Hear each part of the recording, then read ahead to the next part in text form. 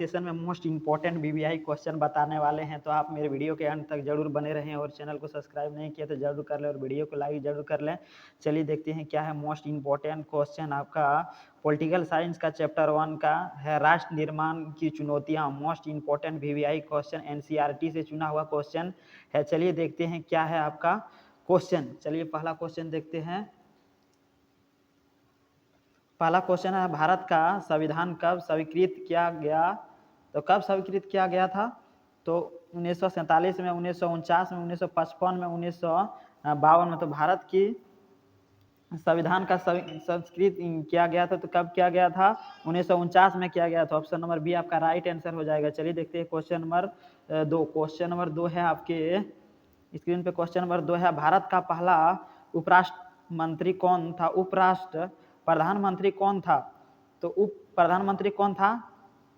सरदार वल्लभ भाई पटेल था, चौधरी चरण सिंह था, चंद्रशेखर था, लाल कृष्ण अडवाणी था। तो कौन था भारत का उप प्रधानमंत्री? तो कौन था? चौधरी चरण सिंह। ऑप्शन नंबर बी आपका राइट आंसर हो जाएगा। चलिए देखते हैं क्वेश्चन नंबर 2। क्वेश्चन नंबर 2 है, भारत का पहला उप प्रधानमंत्री कौन था? तो भारत का पहला उप प्रधानमंत्री कौन था? सरदार वल्लभ भाई पटेल था, चौधरी चरण सिंह था, चंद्रशेखर था, लाल कृष्ण अडवाणी था। तो कौन था? सरदार वल्लभ भाई पटेल। ऑप्शन नंबर ए आपका राइट आंसर हो जाएगा। चलिए देखते हैं क्वेश्चन नंबर 2। क्वेश्चन नंबर 2 है, किस भाषण के आधार पर 1953 में आंध्र प्रदेश राज्य का गठन किया गया था? किस भाषण के आधार पर आंध्र प्रदेश का संगठन किया गया था 1953 में? तो तेलुगु, मलयालम, तमिल, कन्नड़। तेलुगु, मलयालम, तमिल, कन्नड़। तो कौन सा भाषा से की गई थी? तो तेलुगु। ऑप्शन नंबर ए आपका राइट आंसर हो जाएगा। चलिए देखते हैं क्वेश्चन नंबर 4। क्वेश्चन नंबर 4 है, चलिए देखते हैं क्वेश्चन नंबर 4। भारत संघ में शामिल होने वाली अंतिम देशी रियासत कौन सी थी? तो कौन सी अंतिम देशी रियासत थी? जम्मू तथा कश्मीर थी, हैदराबाद था, जूनागढ़ था, बीकानेर था। तो कौन था? जम्मू तथा कश्मीर। ऑप्शन नंबर ये आपका राइट आंसर हो जाएगा। आपके पास 3 मिनट का टाइम दिया जाता है।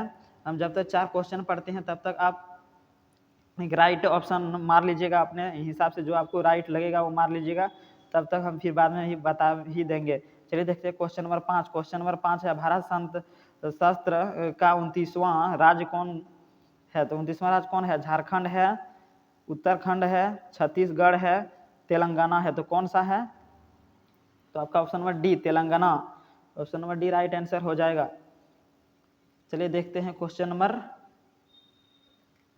6। क्वेश्चन नंबर 6 है, राज्य गुणगठन आयोग के बारे में निम्नलिखित में से कौन कथन सही नहीं है? तो कौन सा कथन सही नहीं है? इसके अध्यक्ष फजल अली थे। इसने भाषा को राज्यों के गुणगठन के आधार के रूप में अस्वीकृत किया था। इसकी संस्तुतियों का सरकार ने स्वीकार कर लिया था। इसमें अध्यक्ष के अलावा 2 अन्य सदस्य और थे। तो कौन थे? क्वेश्चन नंबर 6 का ऑप्शन नंबर बी हो जाएगा। ऑप्शन नंबर बी आपका राइट है। इसमें भाषा और राज्यों के पुनर्गठन के आधार के रूप में अस्वीकृत किया। चलिए देखते हैं क्वेश्चन नंबर 7वां। क्वेश्चन नंबर 7वां है आपके सामने। यहीं से आपका एग्जाम में क्वेश्चन पूछा जाता है और यहीं से लड़ता भी है, या एनसीईआरटी चुना हुआ क्वेश्चन। इस बात पे मैं यह कहना चाहूँगा कि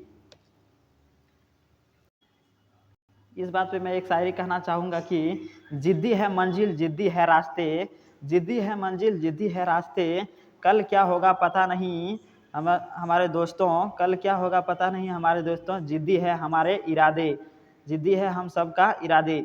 चलिए देखते हैं क्वेश्चन नंबर 7वां। आपको मोटिवेशन अच्छा लगा तो आप जरूर मेरे चैनल को सब्सक्राइब कर लें और वीडियो को लाइक करें और कमेंट में बताएं कि सर और मोटिवेशन लाइए। तो आपके लिए मैं ढूंढ का और मोटिवेशन लाएंगे और आपको मोटिवेट करेंगे। आपका इरादा नहीं हटना है, जिद्दी है मंजिल, जिद्दी है रास्ते, तो जिद्दी है हमारे इरादे। आपको पीछे नहीं हटना है और आपको चलते रहना है और आपको धैर्य रखना है, सब मिल जाएगा आपको। चलिए देखते हैं क्वेश्चन नंबर 7। क्वेश्चन नंबर 7 है लौह पुरुष के रूप में कौन जाना जाता है? तो लौह पुरुष के रूप में कौन जाना जाता है? सुभाष चंद्र बोस जाना जाता है, भगत सिंह जाना, सरदार वल्लभ भाई पटेल जाना, लाला लाजपत राय जाना जाता है, सरदार वल्लभ भाई पटेल जाना जाता है। चलिए देखते हैं क्वेश्चन नंबर 8वां। क्वेश्चन नंबर 8 है आपके सामने, देश के विभाजन के समय नवाखाली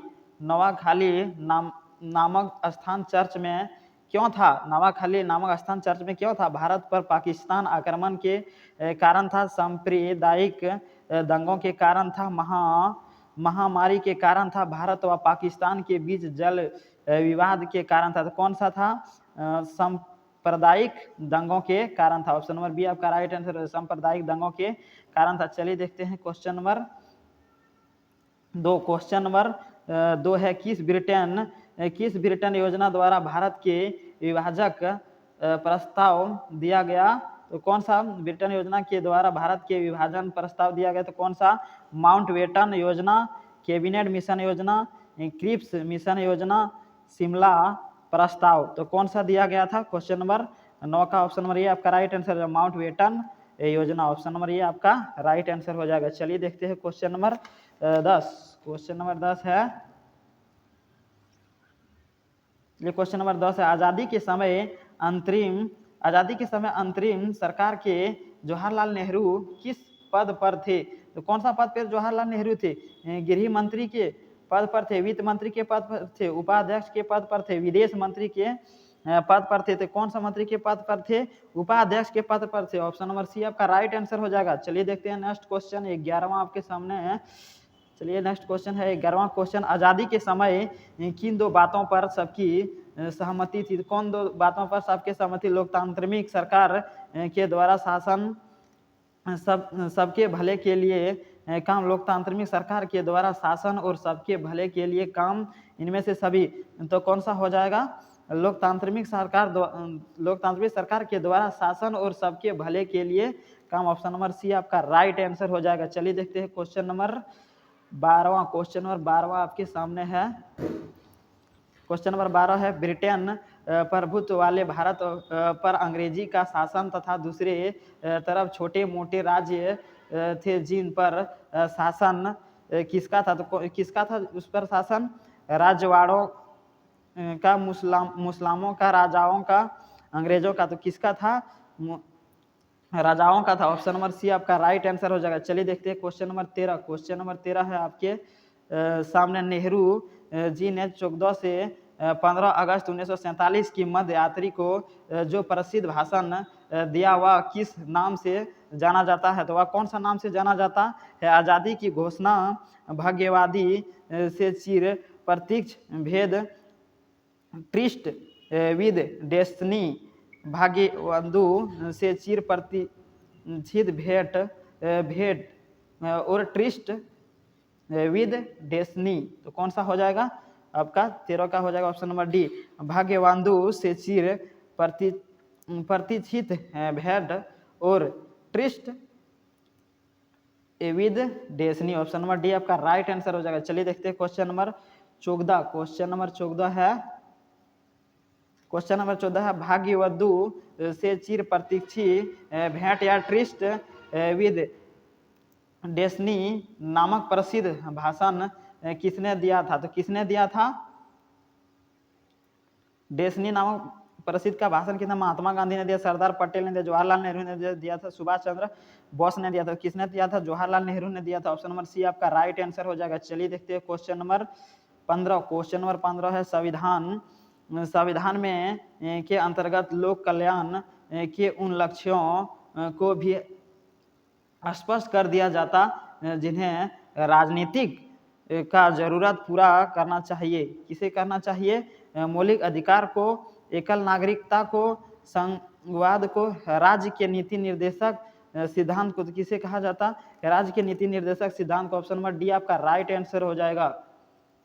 मंजिल भी मिलेगी, रास्ते भी मिलेगी, रख तो हौसले मेरे दोस्त, तुम्हें एक दिन खैरात में कामयाबी भी मिलेगी। चलिए देखते हैं क्वेश्चन नंबर 16। क्वेश्चन नंबर 16 है, भारत के विभाजन के कारण यहाँ कितने लोगों को जाने